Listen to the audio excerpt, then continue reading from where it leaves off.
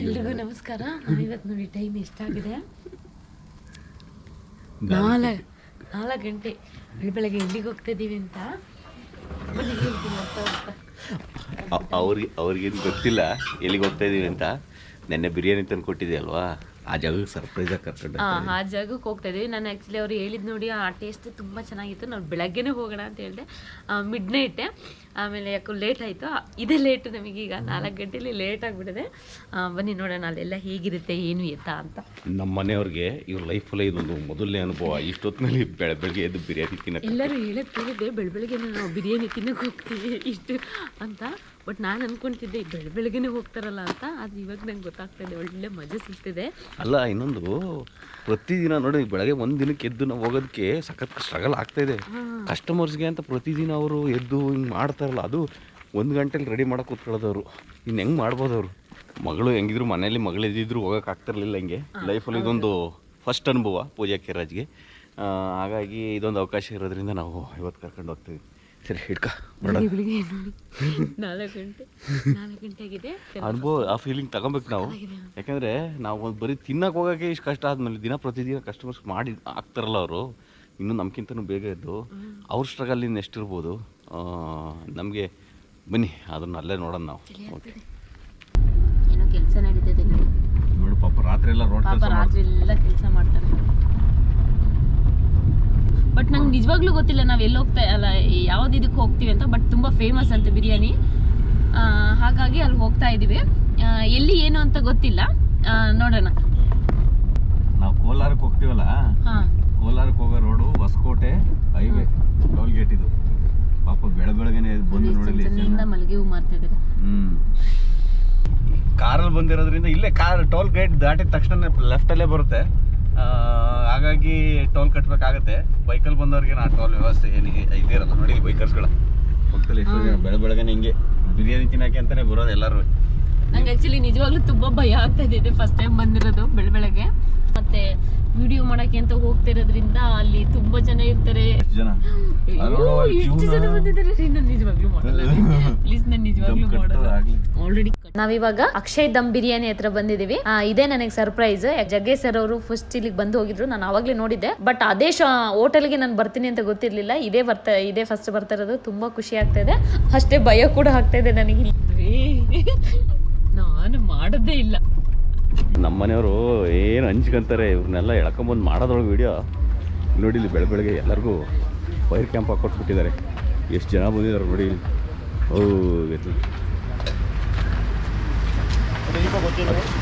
Akshay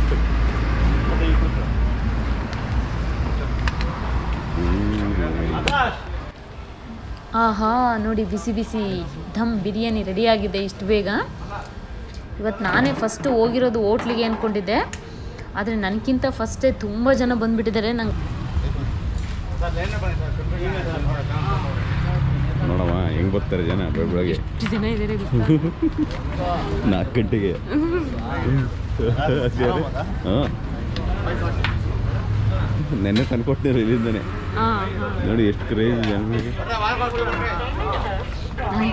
actually ನಾನೇ first ಬರ್ತಿದ್ದೀನಿ ಬೆಳಗ್ಗೆ. ನನಗಿಂತ ಇದು ಆ್ಯಕ್ಚುಲಿ ನಾವು ದಮ್ ಕಟ್ಟಾದ್ಮೇಲೆ ಬಂದಿರೋದು. ಅದ್ರ ಮೇಲೆ ಇದಿದೆಯಲ್ಲ ಪಾತ್ರೆ, ಇದ್ರ ಮೇಲೆ ಕೆಂಡ ಹಾಕ್ಬಿಟ್ಟು ದಮ್ ಕಟ್ತಾರೆ. ಪಾಪ ನೋಡು 1 ಗಂಟೆಗೆ ಸ್ಟಾರ್ಟ್ ಮಾಡ್ಕೊಂಡಿರ್ತಾರೆ ಬೆಳಗ್ಗೆ. ಇಷ್ಟೆಲ್ಲ ಕಸ್ಟಮರ್ಸ್ಗೆ ಇದು ಮಾಡೋಕ್ಕೆ.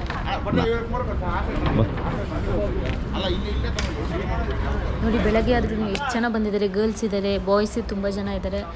ಕ್ರೇಜ್ ಹೇಗಿದೆ ಅನ್ನೋದು ನೋಡಿ. ನೋಡಿ ಇದೇ ಒಲೆಯಲ್ಲಿ ಎಲ್ಲ ಬಿರಿಯಾನಿ ಎಲ್ಲ ಮಾಡಿ ದಮ್ ಕಟ್ಟೆಲ್ಲ ಆಗಿದೆ. ಈಗ ಹೇಗಿದ್ರು ಬೆಳಗಿನ ಟೈಮ್ ಅಲ್ಲ, ಸೊ ಚಳಿ ಇರುತ್ತೆ, ಹಾಗಾಗಿ ಇದರಲ್ಲೇ ಎಲ್ಲ ಬಂದವರು ಬಿಸಿ ಕಾಯಿಸ್ಕೊಳ್ತಾ ಇದ್ದಾರೆ. ನೋಡಿ ಬಿರಿಯಾನಿ ಇನ್ನೂ ಎಷ್ಟು ಬಿಸಿ ಬಿಸಿ ಅನ್ನೋದಕ್ಕೆ ಈಗಲೇ ಹೊಗೆ ಹೇಗೆ ಬರ್ತಾ ಇದೆ ಅಂತ ಬಾಯಲ್ಲಿ ನೀರು ಬರ್ತಾ ಇದೆ. ಅಷ್ಟು ಆಸೆಲಿ ಕೂಡ ನಾನು ಬಂದಿದ್ದೆ, ಆದರೆ ಇಲ್ಲೆಲ್ಲ ಜನಗಳು ನೋಡಿ ನನಗೆ ಭಯದಲ್ಲಿ ಆ ಆಸೆನೂ ಹೋಗ್ಬಿಟ್ಟಿತ್ತು. ನಾವಿವತ್ತು ಬಂದಿರೋದು ಭಾನುವಾರ ಆಗಿರೋದ್ರಿಂದ ಬಿರಿಯಾನಿ ಜೊತೆಗೆ ಲೆಗ್ ಪೀಸು ಕೂಡ ಇದೆ, ಚಿಕನ್ ಲೆಗ್ ಪೀಸು, ಮತ್ತೆ ಸೂಪ್ ಕೂಡ ಇದೆ. ನನಗೆ ಈ ನಾನ್ ವೆಜ್ ಎಲ್ಲ ನೋಡ್ತಾ ಇದ್ರೆ ನನಗೆ ನಮ್ಮ ಪಪ್ಪನೇ ನೆನಪಿಗೆ ಬರ್ತಾರೆ. ಯಾಕಂದರೆ ನಮ್ಮ ಪಪ್ಪಂಗೆ, ನಮಗೆ ಆಗಲಿ ನಮ್ಮ ಫ್ಯಾಮಿಲಿಗೆ ಸ್ವಲ್ಪ ನಾನ್ ವೆಜ್ ಅಂದರೆ ತುಂಬಾ ಇಷ್ಟ. ನಮ್ಮ ಡ್ಯಾಡಿ ಅಂತೂ ನಾನ್ ವೆಜ್ ಮಾಡುವಾಗ ಮಾಡ್ತಾನೆ ಅರ್ಧ ಕೆ ಜಿ ತಿಂದು ಮುಗಿಸ್ಬಿಟ್ಟಿರ್ತಾರೆ, ಅಷ್ಟು ಇಷ್ಟ. ಸೊ ಹಾಗಾಗಿ ಈಗ ನಮ್ಮ ಪಪ್ಪ ನೆನಪಿಗೆ ಬರ್ತಾ ಇದ್ದಾರೆ. ಹಾಗೆ ನಾನು ಬಿರಿಯಾನಿ ಹಾಕಿಸ್ಕೊಂಡು ಲೆಗ್ ಪೀಸ್ ಹಾಕಿಸ್ಕೊಂಡು ಮತ್ತು ಮೊಸರು ಗೊಜ್ಜು ಕೂಡ ಇರುತ್ತೆ. ನನಗೆ ಧೈರ್ಯ ಸಾಕಾಗ್ತಾ ಇರಲಿಲ್ಲ ನೋಡಿ ಎಷ್ಟು ಜನ ಇದ್ದಾರೆ ಅಂತ. ಅಲ್ಲಿ ಹೊರಗಡೆಯಿಂದ ನೋಡೋಕ್ಕೆ ಹೋಟೆಲ್ ಚಿಕ್ಕದು ಅನಿಸುತ್ತೆ, ಇಷ್ಟು ಜಾಗ ಇಲ್ಲ ಅನಿಸುತ್ತೆ. ನನಗೂ ಗೊತ್ತಿರಲಿಲ್ಲ ಇಷ್ಟು ಜಾಗ ಇದೆ ಅಂತ.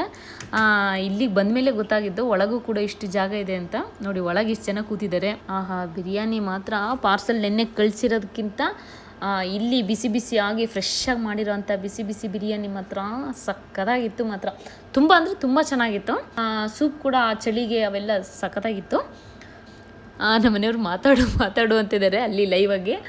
ಅಷ್ಟು ಜನದ ಬಂದೆ ನಾನು ಮಾತಾ ಆಡಲ್ಲ ಅಂತ ಹೇಳ್ತಿದ್ದೀನಿ. ನಾನು ಯಾವುದೇ ಕಾರಣಕ್ಕೂ ನಾನು ಮಾತಾಡಲ್ಲ ಅಂತ ಇದ್ದೀನಿ, ಯಾಕಂದರೆ ಅಷ್ಟು ಚೆನ್ನಾಗಿದ್ದಾರೆ. ನನಗೆ ಅಷ್ಟು ಮೀಟ್ರೇ ಇಲ್ಲ ನನಗೆ. ಏನೋ ನಮ್ಮ ಮನೆಯವರು ಇದರಲ್ಲ ಜೊತೆಲಿ ಅಂತ ಧೈರ್ಯದ ಮೇಲೆ ಅಷ್ಟು ಕೂತಿರೋದು ಇಲ್ಲ. ಆ್ಯಕ್ಚುಲಿ ನಾನು ತಲೆ ಸುತ್ತ ಬೀಳ್ದಲೇ ಇರೋದೇ ಹೆಚ್ಚು ನಾನು, ಯಾಕಂದರೆ ಅಷ್ಟು ನನಗೆ ಒಳಗಡೆ ಅಷ್ಟು ನರ್ವಸ್ ಆಗ್ತಾಯಿತ್ತು. ಆ ಬಿರಿಯಾನಿದು ಕ್ವಾಂಟಿಟಿ ಕೂಡ ಅಷ್ಟೇ ಇರುತ್ತೆ. ಒಂದು ತೊಗೊಂಡ್ರೆ ಅದರಲ್ಲಿ ಇಬ್ಬರು ತಿನ್ಬೋದು. ಬಟ್ ನನಗೆ ಸ್ವಲ್ಪ ಜಾಸ್ತಿ ಆಯಿತು. ಸೊ ಹಾಗಾಗಿ ಅದನ್ನೇ ಪಾರ್ಸಲ್ ತೊಗೊಬಿಟ್ಟು ಬಂದೆ. ನೀವು ಬೆಳಗ್ಗೆ ಯಾವ ಆಸೆಯಲ್ಲಿ ಏನು ಬಿರಿಯಾನಿ ತಿನ್ನಬೇಕು ಅಂತ ಎಷ್ಟು ಖುಷಿಲಿ ಹೋಗಿರ್ತೀರ, ಅಷ್ಟು ತೃಪ್ತಿಯಾಗಿ ನೆಮ್ಮದಿಯಾಗಿ ತಿನ್ಕೊಬಿಟ್ಟು ಬರ್ಬೋದು. ಆ ಬಿರಿಯಾನಿ ಜೊತೆ ಆ ಲೆಗ್ ಪೀಸ್ ಜೊತೆಗೆ ಆ ಸೂಪು, ಆ ಮೊಸರು ಗೊಜ್ಜು, ಭರ್ಜರಿ ತಿಂಡಿ ಆಯಿತು ಬೆಳಗ್ಗೆನೆ 4:15. ಅಂದರೆ ನಾನು ಇದೇ ಫಸ್ಟ್ ಟೈಮ್ ಬರ್ತಿರೋದು, ಹಾಗಾಗಿ ಇದು ನನಗೆ ಹೊಸ ಎಕ್ಸ್ಪೀರಿಯೆನ್ಸ್. ತುಂಬ ಖುಷಿ ಆಯಿತು ಮಾತ್ರ. ನಮ್ಮ ಡ್ಯಾಡಿನೂ ಕರ್ಕೊಬರ್ಬೇಕು ಅನ್ನೋ ಆಸೆ ಆಯಿತು. ಆದರೆ ನಮ್ಮ ಡ್ಯಾಡಿ ಬೆಳಗ್ಗೆ ಇಷ್ಟು ಬರೋದೇ ಇಲ್ಲ ಅನ್ಕೊಂಡು. ಬೆಳಗ್ಗೆ ನಮ್ಮ ಡ್ಯಾಡಿ ನಾನ್ ವೆಜ್ ತಿನ್ನಲ್ಲ. ಬಟ್ ಆಸೆ ಆಯಿತು, ನಮ್ಮ ಡ್ಯಾಡಿಗೆ ತುಂಬ ಖುಷಿಯಾಗುತ್ತೆ. ಇದೇ ರಾತ್ರಿ ಟೈಮ್ ಈ ಥರದಕ್ಕೆ ಕರ್ಕೊಬಂದರೆ ಮಾತ್ರ. ಹೆಂಗಿತ್ತಮ್ಮ ಬಿರಿಯಾನಿ? ಚೆನ್ನಾಗಿರುತ್ತೆ. ನೆನ್ನೆ ನನ್ನ ಚಾನಲಲ್ಲಿ ವಿಡಿಯೋ ಮಾಡಿದ್ದೆ, ನಮ್ಮ ಮನೆಯವ್ರಿಗೆ ತೋರಿಸಿದಾಗ ನಮ್ಮ ಮನೆಯವ್ರಿಗೆ ತುಂಬ ಖುಷಿ ಆಯಿತು. ಅದು ಹಾಗಾಗಿ ಅವ್ರಿಗೆ ಸರ್ಪ್ರೈಸಾಗಿ ಅವ್ರಿಗೆ ಹೇಳಿರಲಿಲ್ಲ ಈ ಬಿರಿಯಾನಿ ಅಂತ, ಕರ್ಕೊಂಬಂದೆ. ತುಂಬ ಇಷ್ಟಪಟ್ಟರು ಅಕ್ಷಯ್ ಅವರು. ಮಾತ್ರ ಜನ ಹಿಂಗೆ ಯಾವಾಗಲೂ ಇರ್ತಾರಾ? ಸಂಡೇ ಇರ್ತಾರೆ ಸರ್, ವೀಕೆಂಡಲ್ಲಿ ಇರ್ತಾರೆ.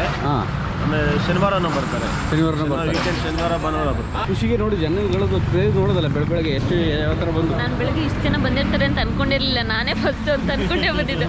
ಹಾಗಾಗಿ ಇಲ್ಲ, ಅದೇ ಒಂದು ಕ್ರೇಜ್ ಆ್ಯಕ್ಚುಲಿ.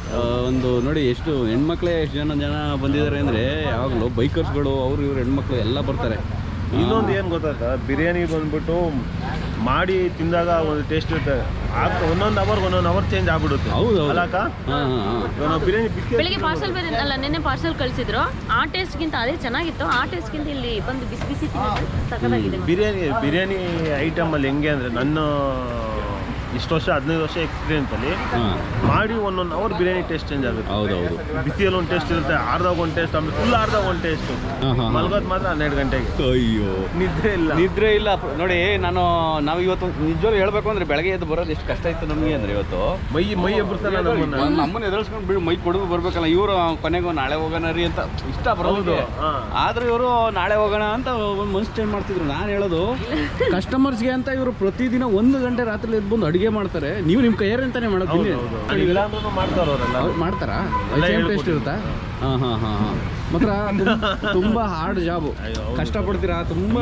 ನೀವು ಇದು ಏನು ಉರಿತಾ ಇದೆ, ಇದನ್ನೇನೋ ನೀವು ಉರಿತಾ ಇರ್ಬೇಕಾದ್ರೆ ನೋಡ್ಬಿಟ್ರೆ ಅಷ್ಟು ದೂರ ಇರ್ತೀರಾ. ಮತ್ತೆ ಹಿಂಗೆ ಹೊಡಿತೆ ಬೆಂಕಿ. ಮತ್ತೆ ಅಷ್ಟು ಹೀಟು ಸಿಕ್ಕಾಪಟ್ಟೆ ಹೀಟ್. ನೀವು ನೋಡ್ರೆ ಫಾರಿನ್ ಅವ್ರ ಥರ ಬೆಳ್ಳಗಿದ್ದೀರಾ. ಆ ಥರ ಏನಿಲ್ಲ ನೋಡಿ. ಏನಾದ್ರು ಡಿಫ್ರೆನ್ಸ್ ಕಾಣುತ್ತಾ? ಒಂದು ಸ್ವಲ್ಪ ಡಿಫ್ರೆನ್ಸ್ ಇರ್ಬೋದು ಅಷ್ಟೇ. ಇಲ್ಲ, ಹಾಗಾಗಿ ನಾವೆಲ್ಲ ಎಲ್ಲಿ ಈಜಿಲ್ಲದಂಗೆ ಚೆನ್ನಾಗಿ ಬೆಂದೋಗ್ಬಿಟ್ಟಿದ್ದೀವಿ. ಆಮೇಲೆ ಇನ್ನೇನಾದರೂ ನೆಕ್ಸ್ಟಾ ಗೊತ್ತಾ? ಇಲ್ಲ, ಯೂಟ್ಯೂಬ್ ಚಾನಲ್ ಇದೆ, ಅತಿ ಅದ್ಭುತ ಒಂದು ಯೂಟ್ಯೂಬ್ ಚಾನಲ್. ನಾನು ಆ್ಯಕ್ಚುಲಿ ಇವ್ರಿಗಿಂತ ಫಸ್ಟ್ ನಾನೇ ನೋಡಿದೆ ಅನ್ಸುತ್ತೆ. ಇಲ್ಲಿಗೆ ಇವ್ರು ಬಂದಿದ್ರು ಅನ್ಸುತ್ತಲ್ಲ, ಯಾರು ಜಗ್ಗೇಶ್ ಅದು. ನಾವು ಹೋಗಿದ್ರಿ. ಒಟ್ಟಿನಲ್ಲಿ ಜಗ್ಗೇಶ್ ಮಾಡ್ಕೊಂಡು ನಾನು ನೋಡಿದ್ದೆ, ಅಕ್ಷಯ್ ದಮ್ ಬಿರಿಯಾನಿ ಅಂತ. ಇವ್ರಿಗೂ ಗೊತ್ತಿರ್ಲಿಲ್ವ, ನಾನು ಅವಾಗಲೇ ನೋಡಿದ್ದೆ. ಹಾಗೆ ಯೂಟ್ಯೂಬ್ ಅಕ್ಷಯ್ ಫುಡ್ ಫ್ಯಾಕ್ಟ್ರಿ ಅಂತ ಯೂಟ್ಯೂಬ್ ಚಾನಲ್ಲು ಸ್ಕ್ರೀನ್ ಮೇಲೆ ರನ್ ಆಗ್ತಿದೆ ನೋಡಿ. ಕನ್ನಡದಲ್ಲಿ ಈಗ ಇವ್ರು ಸ್ಟಾರ್ಟ್ ಮಾಡಿ ಎಷ್ಟು ತಿಂಗಳಾಯ್ತು ಅಕ್ಷಯ್? ಒಂದು 6 ತಿಂಗಳಾಯ್ತು. 6 ತಿಂಗಳಾಯ್ತಾ? ಅಲ್ಲ, ಸ್ಟಾರ್ಟ್ ಮಾಡಿದ್ದೆ ಈಗ ಸ್ಟಾರ್ಟ್ ಮಾಡಿರೋದು. ಆದ್ರೆ ಹೇಳ್ತಿರಲ್ಲ, ಒಳ್ಳೆ ಪುಷ್ ಇದೆ, ಒಳ್ಳೆ ಚಾನಲ್ ಗ್ರೋತ್ ಇದೆ. ತುಂಬಾ ನಾವು ಮಾಡೋಕ್ಕೆ ಟೈಮ್ ಸಿಗ್ತಾ ಇಲ್ಲ. ಈಗ ಈ 2 ವಾರ ಇಲ್ಲಿ ನಿಂತ ಇಲ್ಲ, ಅಲ್ಲೋಗಿ ಮಾಡಿ. ಅಲ್ಲ, ನೀವು ಯೂಟ್ಯೂಬ್ ಸ್ಟಾರ್ಟ್ ಮಾಡಿ 6 ಮಂತ್ಸ್ ಆಯ್ತು, ಇದು ಸ್ಟಾರ್ಟ್ ಮಾಡಿ ಅಲ್ಲ 15 ವರ್ಷ ಆಯ್ತು. 15 ವರ್ಷ ಆಯ್ತು ಬಿರಿಯಾನಿ. ಯೂಟ್ಯೂಬ್ ಸ್ಟಾರ್ಟ್ ಮಾಡಿ 6-7 ತಿಂಗಳಾಯ್ತು. ಕನ್ನಡದಲ್ಲೇ ಅತಿ ಅದ್ಭುತವಾದಂಥ ಒಂದು ಕುಕಿಂಗ್ ಚಾನಲ್ ಆಗಿದೆ ಇವತ್ತು ಅದು ಒಂದು. ಈ ಜಾಗದ್ದು ಲಿಂಕ್ ಕೂಡ ನಾನು ಡಿಸ್ಕ್ರಿಪ್ಷನಲ್ಲಿ ಹಾಕಿರ್ತೀವಿ. ಏನು ಹೊಸಕೋಟೆ ಟೋಲ್ ಬಿಟ್ಟು ಟೋಲ್ ಆಗಿದೆ, ಸರ್ವಿಸ್ ರೋಡ್ ಟೋಲ್ ಪಕ್ಕದಲ್ಲೇ ಇದೆ. ತಗೊಂಡು ಸರ್ವಿಸ್ ರೋಡಿಗೆ ಬಂದರೆ ಇಲ್ಲೇ ಇರುತ್ತೆ ಅಕ್ಷಯ್ ದಮ್ ಬಿರಿಯಾನಿ ಅಂತ. ತುಂಬ ಖುಷಿ ಆಯಿತು ಅಕ್ಷಯ್ ಅವರೇ ಬಂದಿದ್ದು. ಅಕ್ಷಯ್ ದಮ್ ಅಕ್ಷಯ್ ಬಿರಿಯಾನಿ. ದಮ್ ಬಿರಿಯಾನಿ ಅನ್ನೋ ವಿಡಿಯೋ ಮುಗಿಸ್ತಾ ಇದ್ದೀನಿ ಇಲ್ಲಿಗೆ ಎಲ್ರಿಗೂ ಧನ್ಯವಾದಗಳು. ನಂಗೆ ಹಿಂಗೆಲ್ಲ ಬಂದಿದ್ರೆ ಮಾತು ಬರಲ್ಲ. ನಾನು ಮಾಡಿರೋ ಎಲ್ಲ ವೀಡಿಯೋಸ್ಗಳನ್ನ ನೀವು ನೋಡಬೇಕು ಅಂದರೆ ಪೂಜಾ ಕೆ ರಾಜ್ ಯೂಟ್ಯೂಬ್ ಚಾನಲ್ಗೆ ಹೋಗಿ ಸಬ್ಸ್ಕ್ರೈಬ್ ಆಗುವ ಮುಖಾಂತರ ನನಗೆ ಇನ್ನೂ ಹೆಚ್ಚಿನ ವೀಡಿಯೋಸ್ ಮಾಡೋದಕ್ಕೆ ಪ್ರೋತ್ಸಾಹ ನೀಡಿ. ಹಾಗೆ ನನ್ನ ಯೂಟ್ಯೂಬ್ ಚಾನಲ್ ಲಿಂಕ್ನ ಈ ವಿಡಿಯೋ ಡಿಸ್ಕ್ರಿಪ್ಷನ್ ಬಾಕ್ಸ್ನಲ್ಲಿ ಹಾಕಿದ್ದೀನಿ. ಆ ಲಿಂಕ್ನ ಕ್ಲಿಕ್ ಮಾಡಿದರೆ ನೀವು ಸೀದಾ ಯೂಟ್ಯೂಬ್ ಚಾನಲ್ಗೆ ಹೋಗಿ ನನ್ನ ಎಲ್ಲ ವೀಡಿಯೋಸ್ನ ಬ್ರೌಸ್ ಮಾಡಬಹುದು. ಎಲ್ರಿಗೂ ಶುಭವಾಗಲಿ. ಧನ್ಯವಾದಗಳು.